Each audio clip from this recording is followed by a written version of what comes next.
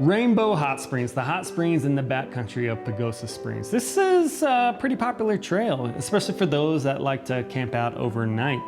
Now, I went in mid-August on a Wednesday and I saw probably about 20 people overall. Most people camping out overnight, like I said, but there were a few that were doing it as an out and back in the same day. Now, this trailhead is easy to get to, only a few miles down a dirt road. You do not need four-wheel drive, just be careful during any rainstorms because the road can get a little bit muddy.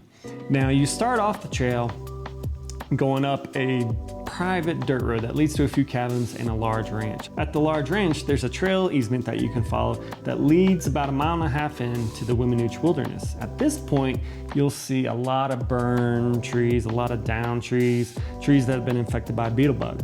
Back in 2013, there was a large fire back there that burned almost 100,000 acres.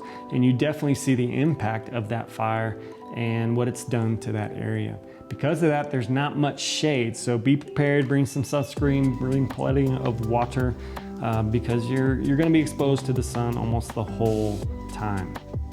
About 5 miles in is the hot springs, and there's about 8 designated campsites back there for those that want to camp.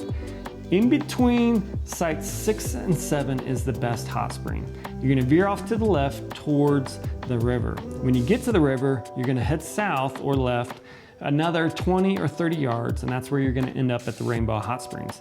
The springs come out of the slope side and they go down this rock and it forms this algae and it creates these really unique, beautiful colors on the rock.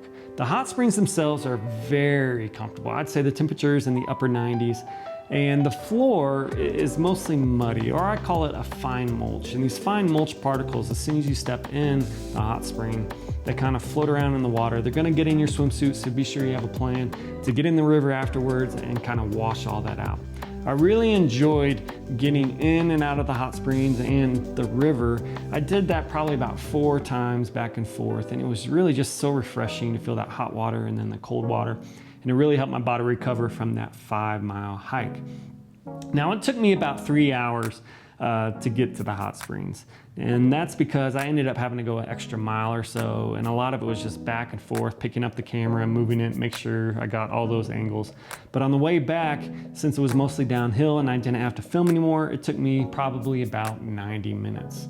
Overall, it's 10 total miles out and back. There's an elevation gain of about 1,600 feet throughout that.